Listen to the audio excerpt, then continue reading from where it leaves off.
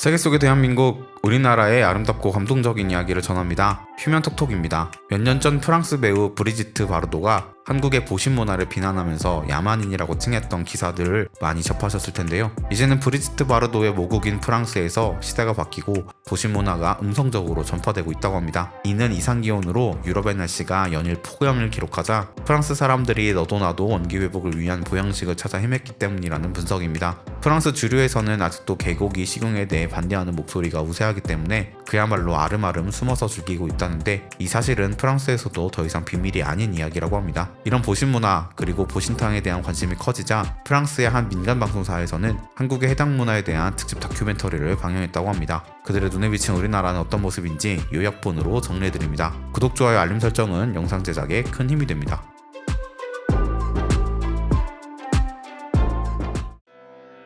프랑스의 배우 브리지트 바르도는 1980년대부터 대한민국의 개고기 문화를 타깃으로 삼기 시작했는데, 이 과정에서 한국인은 개고기를 먹으니 야만스럽다라는 망언을 해서 많은 한국인으로 하여금 프랑스를 싫어하게 만든 공적이 있습니다. 그녀의 발언 이후 수많은 명사들이 그녀의 말에 반박해서 프랑스 입장에서 나라 망신도 이런 나라 망신이 없었습니다. 영국의 동물애호가인 제인 구달은 브리지트 바르도의 발언에 정말 어리석은 일이라고 반박했습니다. 제인 구달은 욱식을 하는 이상 그 대상이 무엇이냐는 전혀 차이가 없다고 지적하며, 실제로 돼지는 개만큼 굉장히 지능이 뛰어난 동물이라며 개와 돼지에게 다른 정서를 갖는 것은 문제가 있다고 했습니다. 또한 개고기를 먹는 것은 한나라의 문화라고 말했습니다. 여기에 오드리 헵번은 전쟁이 일어나면 개고기보다 더한 것도 먹게 된다며 한나라의 식문화를 비난하는 것은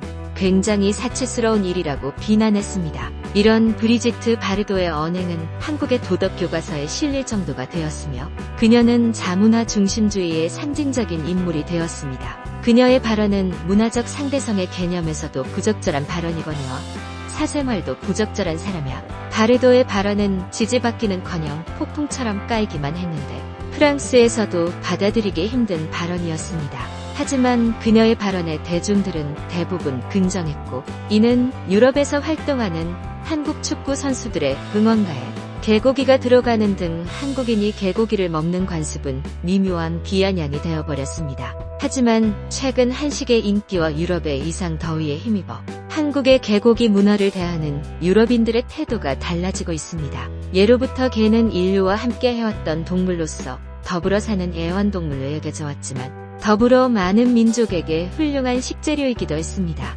개를 먹는 민족은 한국뿐만이 아니라 중국이나 마야의 기록에도 남아있는 등 상당히 많았던 것으로 보입니다. 심지어 서구권인 프랑스도 1910년대에 찍힌 개고기집 사진이 있으며, 로알 아문생과 같은 극짓 탐험가들도 필요하면 썰매견을 도살해 잡아먹었습니다. 이를 영어로 정리한 블로그도 있으니 유독 한국만이 개고기를 섭취한다고 주장하는 일부 서구권 사람들의 인식은 옳지 않은 것이라고 할 수 있습니다. 사실 대부분의 농경 문화에서는 개고기를 먹어왔습니다. 노동력을 제공하는 소, 알을 낳는 닭, 쥐를 잡는 고양이 등에 비해 개는 농경 문화권에서는 집 지키는 것 외에는 딱히 하는 일이 없었기 때문입니다. 하지만 특수한 목적으로 개를 기르는 곳에서는 개고기를 먹는 일이 적었습니다. 한국에서도 먹는 문화로서만 존재했던 것은 아니고 과거부터 여러 형태로 길러졌을 것이라 추측됩니다. 이는 주로 식용개나 부정적인 의미를 뜻하는 구와 긍정적으로 쓰였던 견처럼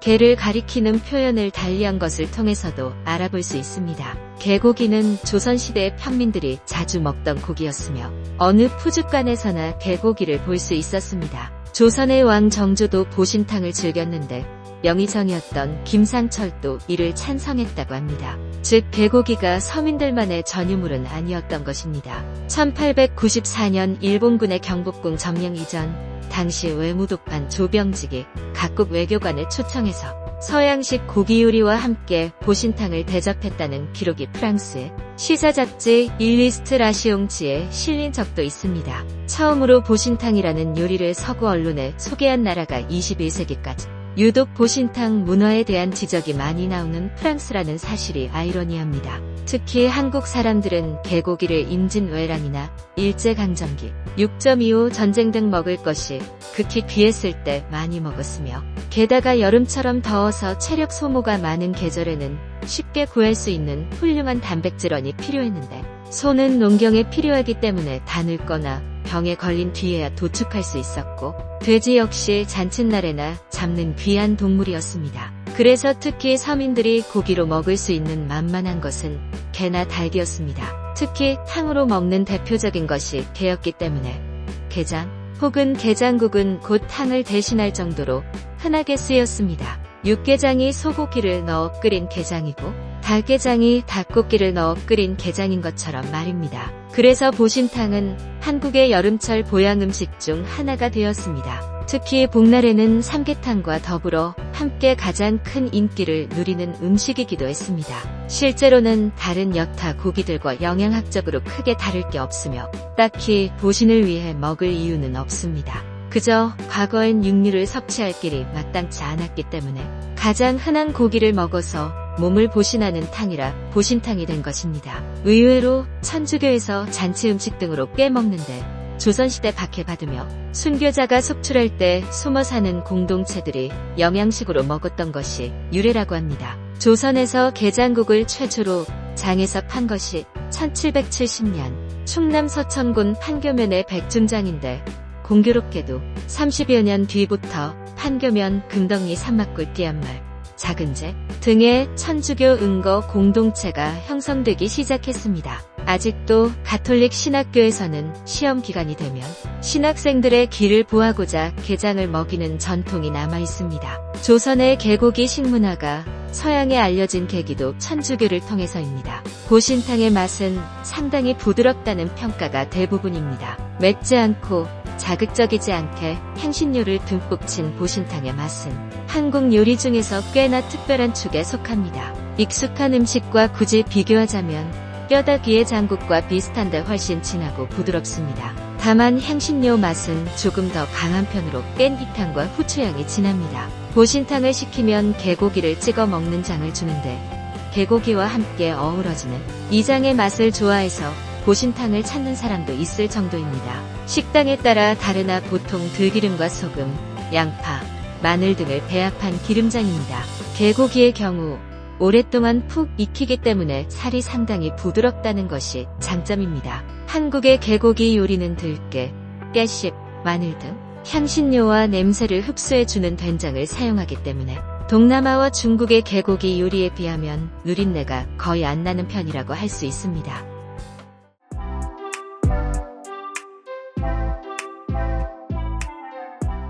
한국에 여행 왔을 때 보신탕을 맛봤는데 처음에는 조금 망설였지만 결국 시도해보길 잘했다고 생각해요. 맛이 깊고 풍부해서 정말 놀랐어요. 한국의 전통 음식 문화를 체험하는데 큰 도움이 되었습니다.